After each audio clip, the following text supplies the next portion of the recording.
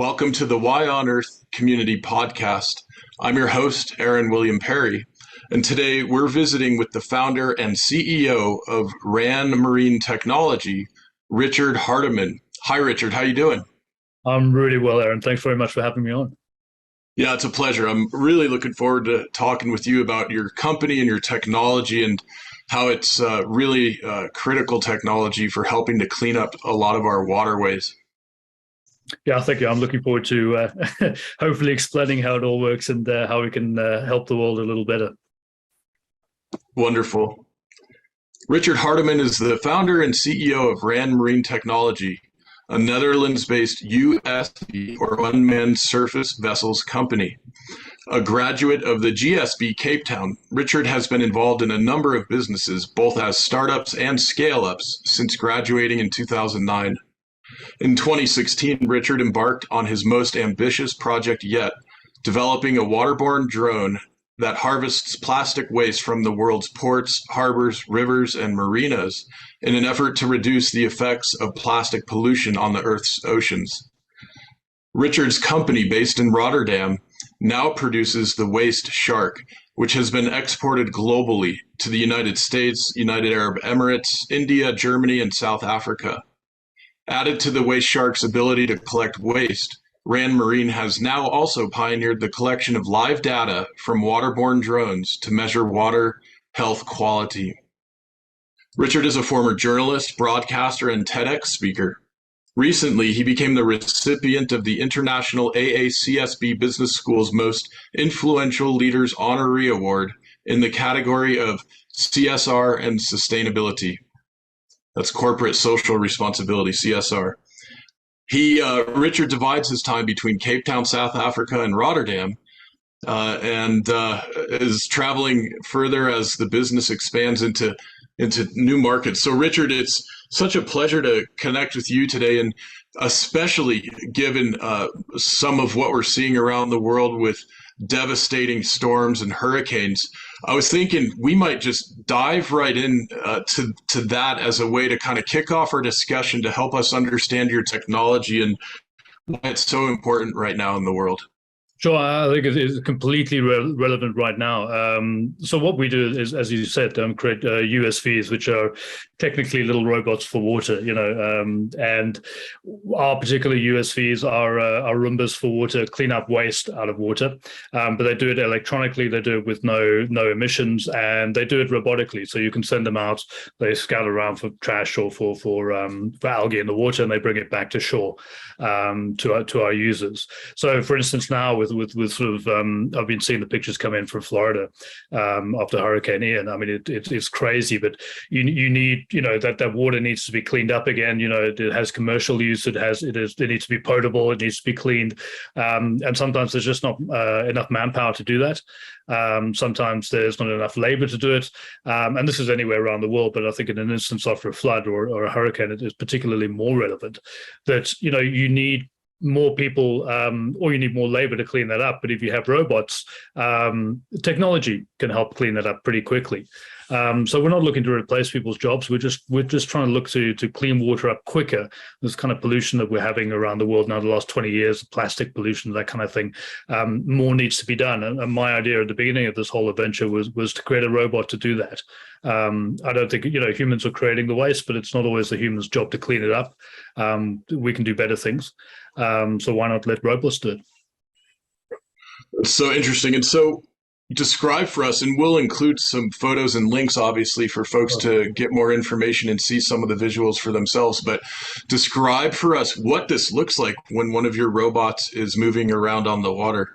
Yeah, it's kind of so a typical waste shark, which is our principal product, is the size of a coffee table. It's, forgive me for quoting this in metric and not imperial. I can't do the conversion in my head fast enough. But it's about 1.5 meters long by a meter wide. 2.5 foot, 3 foot in depth, and it skims the surface of the water, so it doesn't go too far deep, but you catch at least the top 2 feet of what's in there. And when you look at it, I suppose you look at a sort of a small craft, a catamaran vessel with a basket in between. It looks kind of futuristic, I like to think. It's got a kind of cool tech look to it. But all it's doing is sailing through the water and scooping up whatever is in front of it. And at the same time, as you mentioned earlier, picking up the data in the water as well and sending that back online. So with the skimming capability, it makes me think about oil spills and some of those other liquid contamination issues. Is the technology able to help with that as well? Yeah, absolutely. So I mean, one of the cool things about starting off with having a robot that sort of swims around in water, we've in the last years sort of started going, okay, what else can we do with this platform? And as long as it's core to our technology of harvesting stuff out of water, oil is a big play in that. So we recently built what we call an oil shark that skims oil out of the water, puts water back into the water, but keeps the oil and traps it and brings that back to shore. Which I'm hoping in the next 3 to 5 years we'll scale up into something that's big enough to handle larger oil spills. So something like the last 10 years in the Gulf region where these big sort of oil spills help. I just see robots going in as first responders there and just starting to eat at that oil before it starts going back to shore.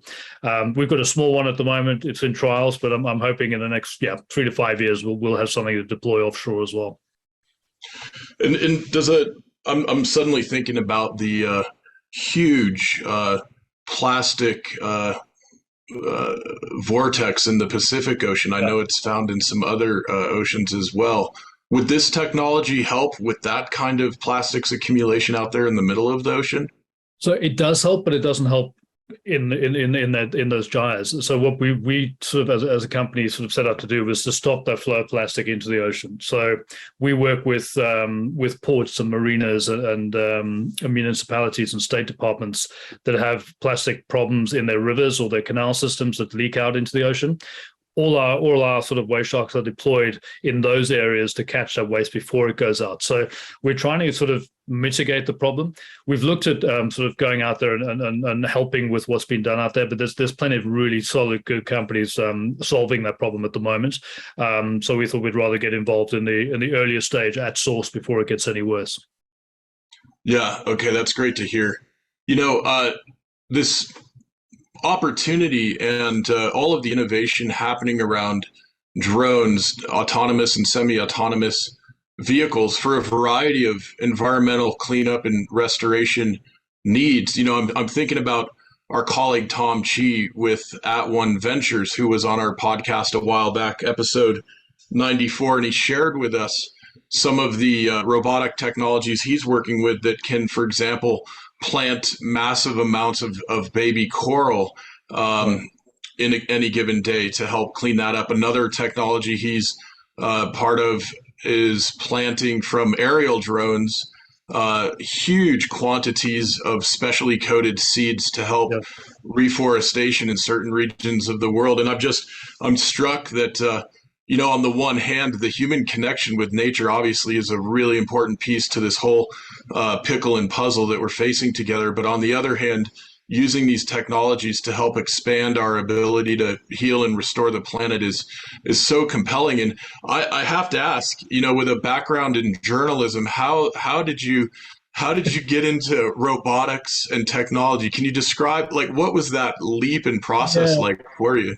I think I've always been an inventor and a tinkerer, I guess. And, even playing with Legos when I was a kid. I always say this, and forgive me if you've heard it before, but my father is an engineer and my mother's an artist. So two people who probably shouldn't be together, but I'm the result of it. So I always had critical thinking and trying to solve efficiency problems, but at the same time, I'm a bit of a dreamer. So I had. Luckily, I saw a problem, and I mean, you're quite right. I mean, why be solving something that is, so beautiful as our planet and its problems with technology, which is kind of weird. I mean, like humans should be going back and sort of solving environmental. We're part of the environment. We should be solving this, and I think my thinking was we've got to do it quite quickly. And we, as humans, don't have the ability to operate 24/7, and robots do. And it's as simple as that. Robots can simply do more. I'm not for this AI future of where we'll be sort of hanging around with robots and having coffee, and they'll be more smarter than us. I see robots as they're capable of doing a job by rote, and they'll do it over and over and over again, and they won't complain. So, I mean, your example of the planting of seeds. I mean, it would take us days to plant what a drone probably can plant in an hour. And we just simply don't have the time to catch up with the mess that we've created. So, from my point of view, robots and technology are kind of the savior in that respect. It's an odd dichotomy, but or a weird paradox rather. But it is what it is. We need to solve this problem. We've accelerated this problem, and now we actually need something to accelerate it in reverse. Yeah, no doubt about it. Can you give us an idea of what kinds of plastics, what sizes of plastics your robots are able to clean up, say, in a marina or a river? Yeah, so we go down to about 3 millimeters, and again, forgive the the metrics there, but yeah, 3 mil. So it's quite small. But typically, if we're on a day out, and we're collecting, it's strange what gets into our system, but it's balloons and plastic balls and flip flops. You know what I mean? I don't know what you call them. Sandals. Yeah, flip flops. Yeah. They I mean, all the time, I would probably out of our top 10, balloons and flip flops are what we're taking out of the water. You would have thought like cigarette butts or plastic bottles, that kind of thing. But it's and then they are there, but in the majority, it's just stuff that we wouldn't even think about that gets into our system. So we can collect anything from down to 3 mil or up to the size of I think of the biggest thing we've caught. Like a tire, I suppose, like, a car tire would be that kind of, and those are basic. But we have a larger one coming in now called a mega shark, which will do, should be able to pick up fridges, refrigerators and that kind of thing. But it's very weird what humans end up putting in the water, either, accidentally or on purpose. Give us an idea of your customers and stakeholders. Who's buying these, and how are they getting deployed all around the world? So we're manufacturing them here in Rotterdam in the Netherlands, but we're opening an office quite soon in the US where we'll do assembly as well. The typical customer is a city manager or a state department that has authority over a large area of water, and are typically sort of combined with an innovation department. So they're looking for new solutions. And we tend to sell, to city management or a state department that is looking for, in Florida, for instance, to solve algae problems. And so we're taking out algae and we're taking out all biomass and plastics. They're looking to rehabilitate a water space. At the same time as cleaning it, they want the data that comes out of it. So we also do measurement of data, the turbidity of the water, the pH levels, the temperature, the oxygenation of it, to see what it looks like over time. And because we're little robots and we swim around, everything is GPS tagged and it's time stamped. So you get this really sort of beautiful picture over a period of time of how that water body changes, which is particularly useful, I think, to a lot of government departments. But then we have really cool clients like Disney and Universal in Orlando, who use us because Disney might be firing up shell casings every single night for fireworks, and they need to clean that out the water, or they have algae problems because it's Florida and there's a lot of nitrate in that water. So we have anything from hotels and golf courses looking to clean up their water spaces. Typically, though, we find it's people who are looking for a new way of doing things. And normally emissions free. So obviously there are boats that can go out and but they're using diesel engines and there's a lot of maintenance on those things. This is purely you pick up your Roomba, your wave shark, and you throw it in the water, let it do its thing, and it brings everything back to shore. So I think people are looking for a cheaper but faster way of doing it, and we provide that. It's amazing. So what do you anticipate over the next couple of years in terms of your scale up and the number of these drones that you anticipate deploying? I imagine that the demand for these could be astronomical as different potential users catch on to the opportunity. Yeah, absolutely. I think one of our biggest problems is that we're a well-kept secret at the moment. So 2023, we plan to go very big in sort of marketing and getting out there. Um, the future is quite bright because it just the more of these that you have in the water, the more data you're collecting, the more you understand what's going on in the water, and we can sort of start correlating that data quite nicely worldwide. We want to put around 200 into water next year. We've done 50 so far. But we've got quite big ambitions for next year to really deploy quite a few, mainly in North America. It's our sort of bigger market at the moment. America tends to be really early adopters on this kind of innovation. Oddly enough, the bigger problems are in sort of Asian regions, Malaysia, India, Africa. But we're providing a technology that right now is not so affordable to everybody. So we're trying to get those numbers up so we can use that to sort of create smaller and more cheaper units to supply to places where they actually need it. We're looking to put 200 in the market next year, and I think we'll probably be on track for that. And then we go bigger. As I say, we bring out bigger versions now to collect more trash. We would like to go offshore and do environmental monitoring of oil rigs and wind farms. Wind farms being particularly quite big out here in Europe.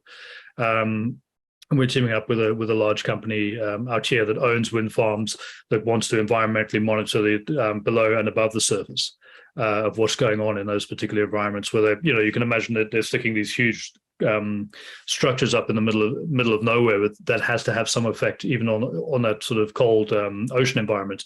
That there's new crustaceans coming in, or there's scouring at the bottom of the pylons, or there's, I don't know, whatever's happening. Is trash being collected, or is it killing birds? Who knows? So they want to monitor those more effectively. We believe we can do that with autonomous boats and send that information back to them quite effectively. So the future is quite exciting. It's like a weird sort of space of robotics and waste management, but it's not very sexy, but it's quite fun for us. Yeah, who knows? Maybe for some it is sexy. Yeah. I'm curious, just to geek out a little bit on this. So how does the navigation system work, especially when it's out in the open ocean? Can you describe that for us? Yeah, so kind of inshore and just off coast, we use 4G and 5G technology. Predominantly 4G, it's got a longer range. But we built them so, coming from Africa, I see everything that goes there needs to be very simple, robust, and easy to use. And if it breaks down, it needs to be repaired quite easily. So the actual hardware itself is just two thrusters, on and off, and that kind of gives you direction as well. But the internal side of it is where we've done the heavy lifting. So our main employment basis is kind of mechatronics and robotics guys.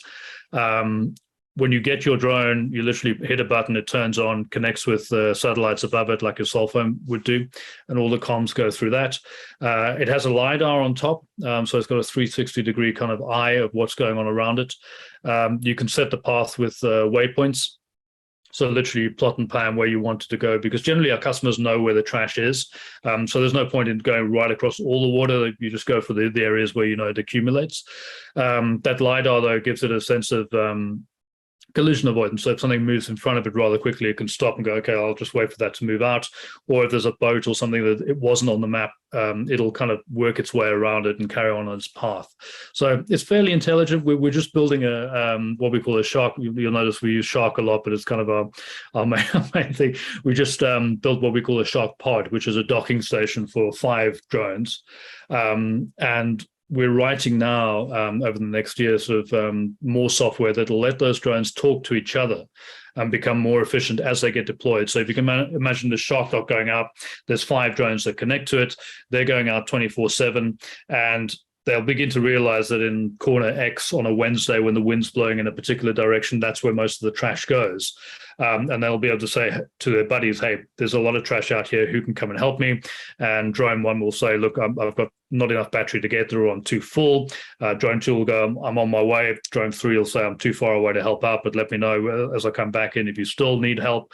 And they'll still start, and they'll start learning their environment, so they'll become more and more efficient. And the whole aim there is to just collect as much trash while it's on the surface before it falls to the bottom. Once it's at the bottom, very difficult to get, very difficult to dredge out, and that's where it starts breaking up and becomes microplastic. It becomes fish food, essentially. So the more that we can clear off the top, focus on the surface, get it back to shore before it breaks down, the better it is to recycle, but also the better it is for our own health, because there's so much of this microplastics breaking down now, where when it gets out into the ocean, algae out in the ocean or seaweed naturally attaches to it, and it begins to smell and look like the fish's food. That they look at it and they don't see plastic. They say, "Hey, that smells like my kind of thing," and they'll smash that, eat it. We catch the fish, bring it back to shore, and we end up ingesting the very plastic that we threw into the water. So the faster you get to the stuff, the better, and that comes down to efficiency and how quickly you can clean. And that's yeah. So the future is quite exciting. You can geek out for years. It's the more clever these things become, the better we do. How long? I know I'm asking you to make sort of a generalization or an averaging statement, but how long generally do we have if plastic is first getting into a waterway before it sinks to the bottom? It's so tricky because there's so many different types of plastic and what form that plastic takes. So, I mean, a plastic bag can get to the bottom quite quickly because it's once the air's out of it, it becomes fairly heavy, and it'll just sort of start sinking to the bottom. Then it'll get laden down in mud, and then it'll sit there and start breaking up. But I mean, that breaking up period takes 10, 20, 30 years. Out in the ocean with wind, sunlight, and wave action. Bottles, those kind of things, they break down quite fast. And by fast, I mean 1 to 2 years. But when you're a single bottle floating right the way through the Pacific, 1 to 2 years is not a hell of a lot of time. And there's a lot of plastic out there. So yeah, it really depends on what plastic it is and where it is as well. If there's a lot of waves, a lot of wind, probably breaks down far faster. A plastic bag will sink to the bottom fairly fast. If it's weighted down, yeah, and then it sits there, and there's nothing you can do about it. Other than diving in and getting it out, I guess. Right. Yeah. I'm imagining, I'm picturing here a bunch of the major river deltas around the world, knowing that a whole lot of the plastics pollution is coming into ocean from rivers, from farther inland. And I imagine you could have an entire fleet of these shark drones right at a mouth of a river 24/7, basically cleaning that up. Is that part of the vision? Absolutely. I think us and there's a few other solutions that are sort of working in the same direction. I don't for 1 minute believe we're the silver bullet, but I think there's enough solutions out there that all paired together could do some really healthy damage. The rivers are interesting. We were in Thailand just before 2009 or in 2019, and their rivers and it's full of rubbish, but it's not anyone's fault because they don't have a waste management system like we do in the West, where garbage truck comes around, picks up your trash and takes it away. Their removal system, they don't want to live amongst trash. It's the river. They put it in the trash and the trash is gone. Sorry, they put the trash in the water and the trash is gone. So that's where this massive accumulation of plastic comes, especially in the Asian regions, where you're just having these very poor countries dumping trash in the rivers, and then it disappears. But it obviously doesn't disappear. It ends up in our oceans. So yeah, I think the delta is kind of the strategic points. Like I say, you don't have to cover all the water. You have to go where the trash collects. And yeah, you get that right, and I think it'll be fairly effective over the next few years. Yeah, I'm imagining the United Nations Sustainable Development Goals. Obviously, clean water is one of the 17 goals. And I'm curious, working and living in Europe, in the EU, what is the environment like there for environmentally oriented startups and growth phase companies that are addressing these very important environmental issues?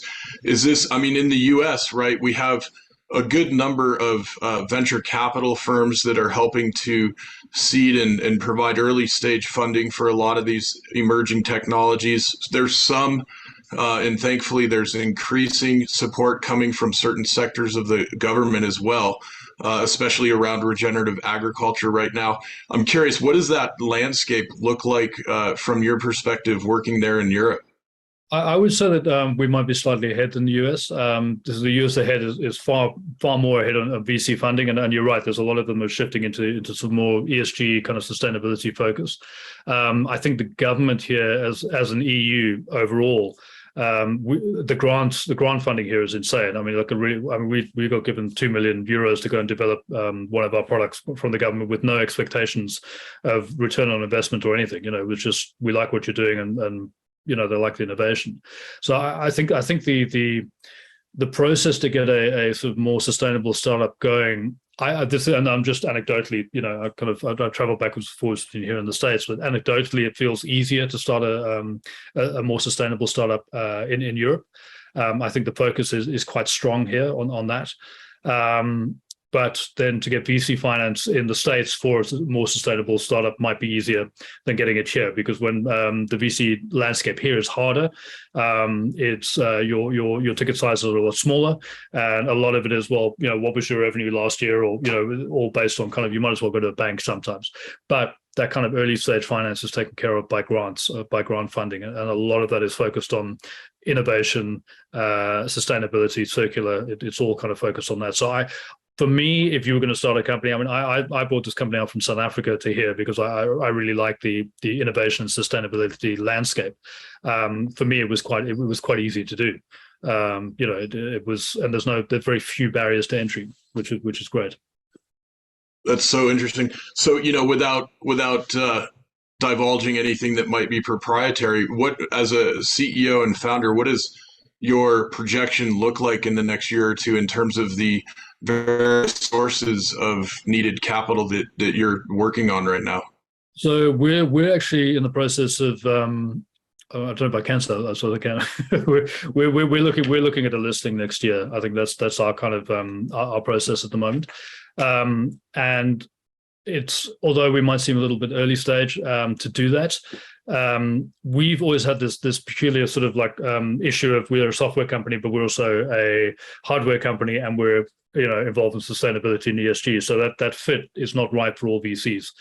We fit one side of it, but we don't fit the other side. And we made a decision earlier this year to just go the kind of the listing route, raise the capital we need. We see a very clear future of how we're going to evolve, but we need a lot of capital to do that because of the hardware side. So that is our current sort of focus.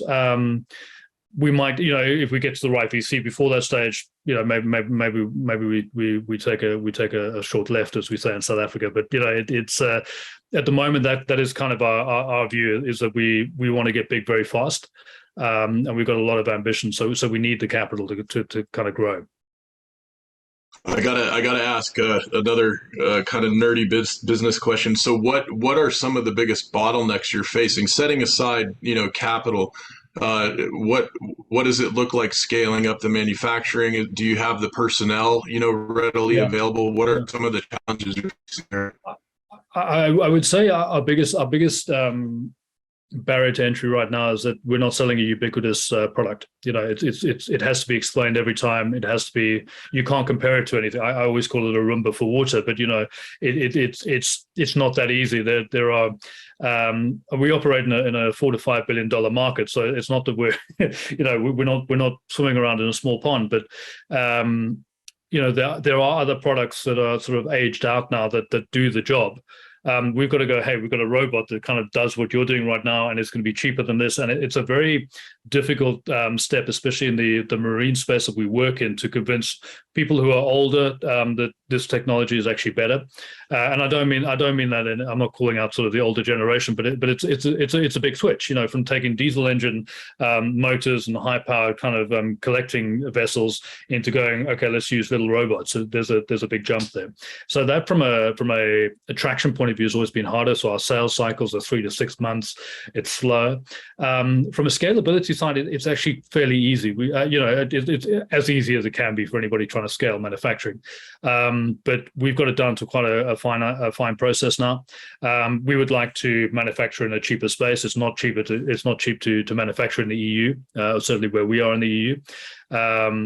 So some offshore manufacturing would be nice, because that would bring the cost down and also make it more accessible for some customers.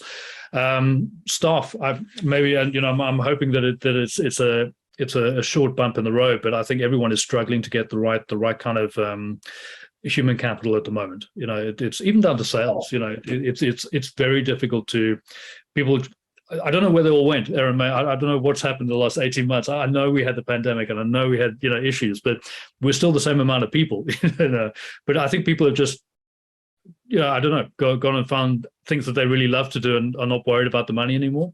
One thing we do have on our side, I must admit, that everyone that's come in, we have a very low attrition rate because everyone that's come in is a robotics guy or girl who loves sustainability, and that's a very hard fit for some people to find. You can go and build autonomous cars, but it's not necessarily giving back to the environment, where we've got a particular kind of target of people that like us and stay with us, fortunately.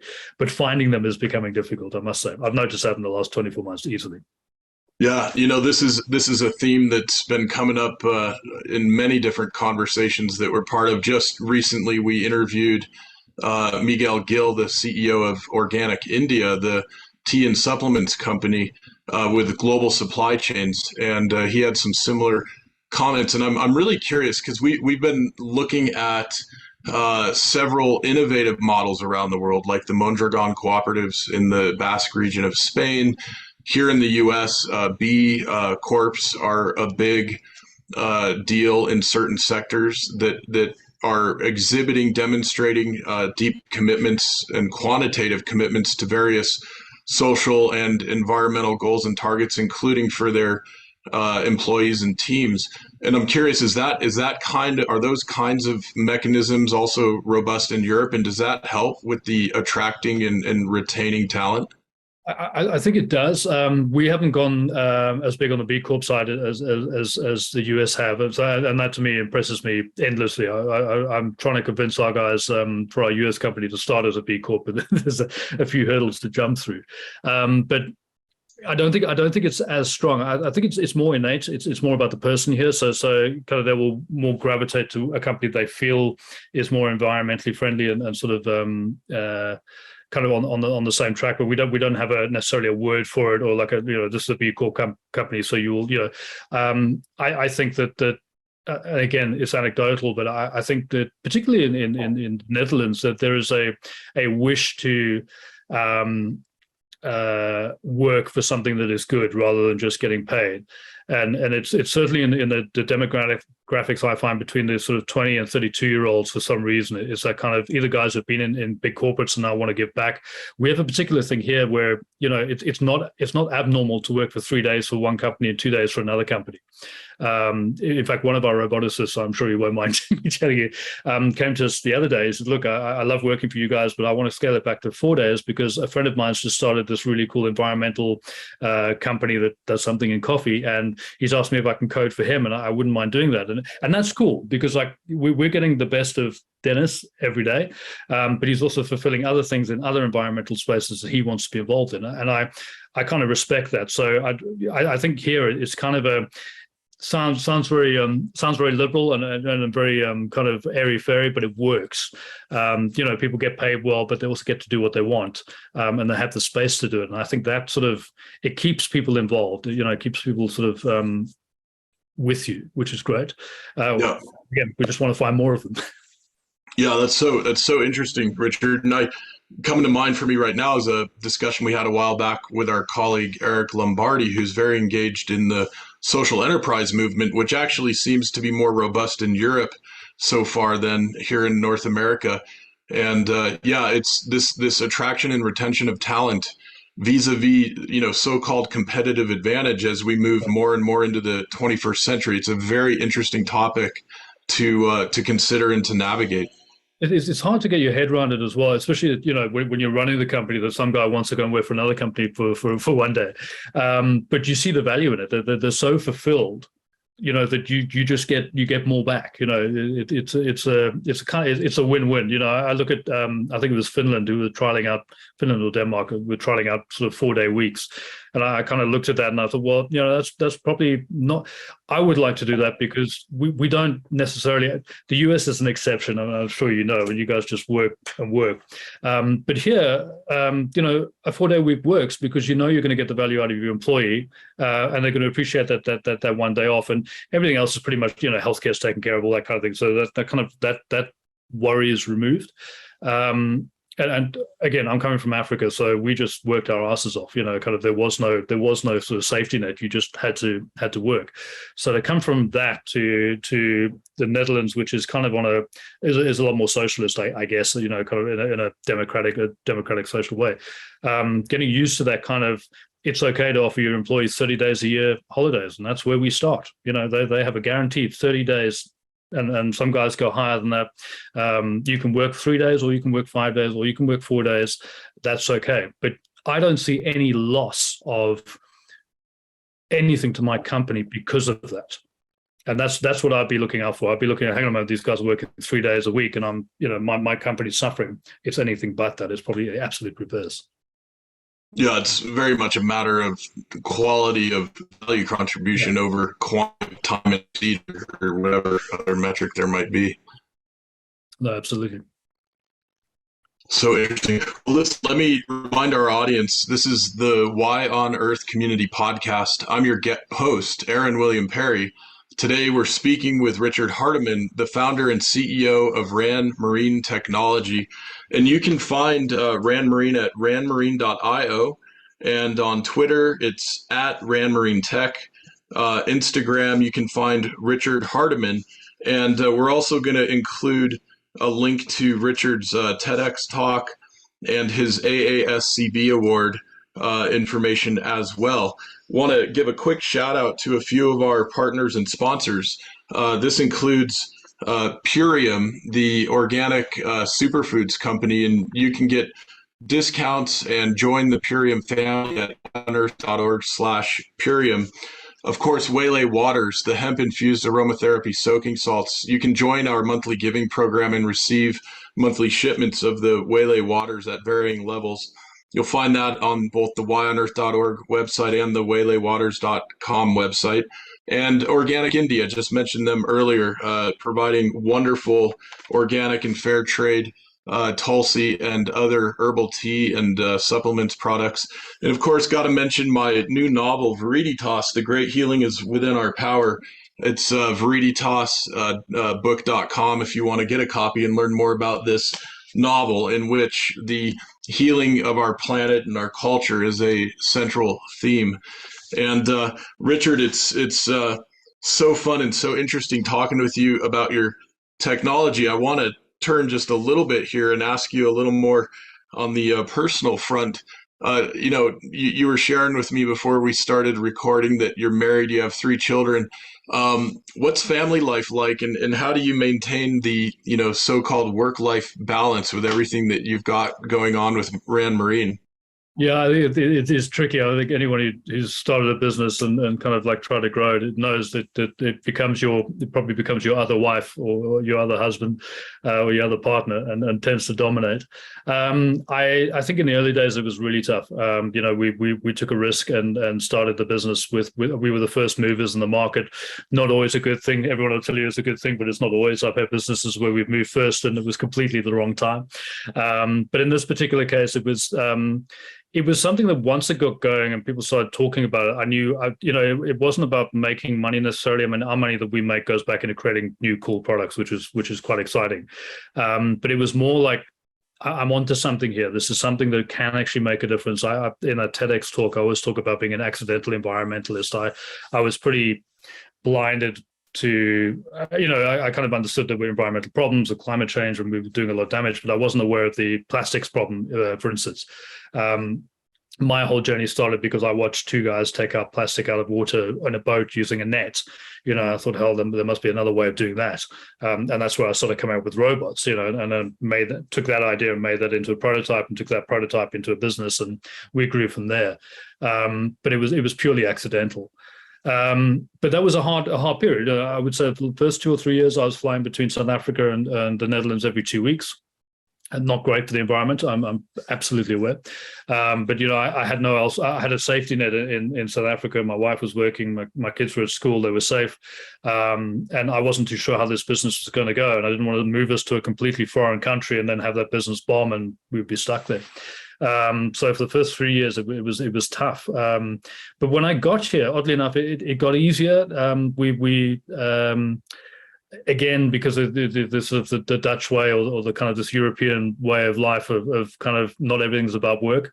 I still push myself quite hard, but this afternoon, 3 o'clock, I was taking my son to tennis lessons, because you're allowed to do that as a father here. No one fronted you. In fact, my kids reminded me yesterday that Wednesday is here. Kids at junior school get out early. And the whole point of that, the government implemented it so that fathers would take the afternoon off and take their kids to a sports thing, or kind of take them out to the park. My kids reminded me that I hadn't done that recently. So, it gets quite entrenched. As you grow, I think, and you employ, I'm all about employing people who are better than you.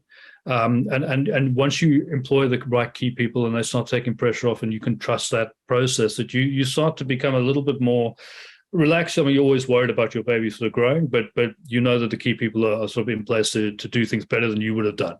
And I think over the past maybe 18 months or so, that I've got a lot more comfortable in the fact that there are more clever people doing the stuff they should be doing. I'm allowed to focus on strategy and new product and sort of growth. So I'm probably more relaxed than I used to be. But there were points where I was absolutely, I mean, we could have gone under 2 or 3 times. We were close to bankruptcy a number of times, couldn't see ways out, went through depression, went through all that kind of those wonderful roller coaster rides that come with those entrepreneurial journeys. But I would like to say 6 years later, we're kind of I'm in a better space and a better headspace, which is nice, to be able to come through that, be able to spend time with my family, have my great little business up the road that's hopefully going to explode quite soon. Yeah, it's exciting. Yeah.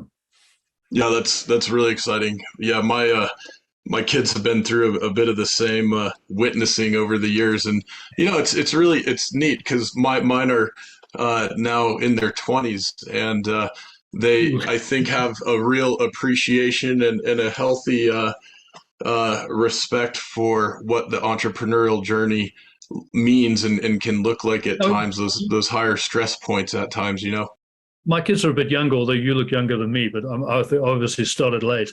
But I'm hoping that it does rub off, and that they will see. I look at my dad, and he was a hard worker. I mean, he worked for one company for years and years and years, engineer, head down, and I always respected that work ethic. Unfortunately, I think I probably had too much ADHD to kind of like have the same concentration as him, but it did rub off on me, and I kind of learned later on in life that I didn't see him because he was working, and he was doing the best he could for us. And I kind of hope that translates to my kids as well.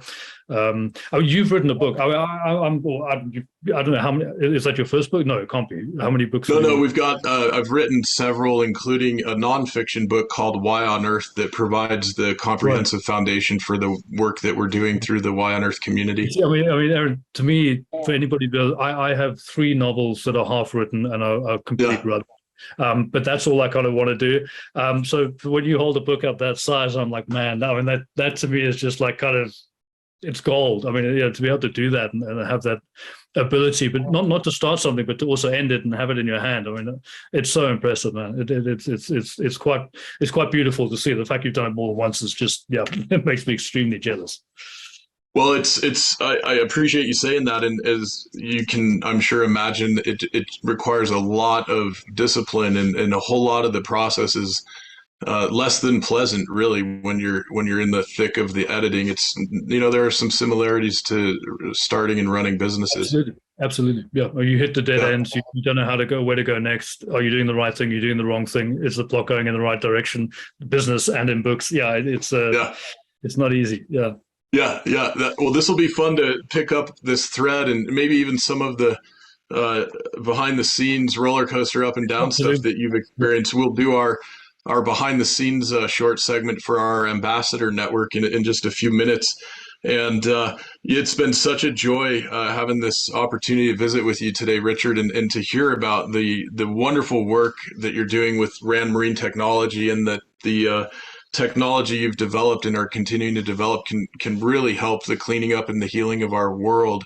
And before we sign off with our podcast interview, I just want to open the floor back to you to see if there's anything else you'd like to share with our audience, anything else you'd like to share about your company before closing.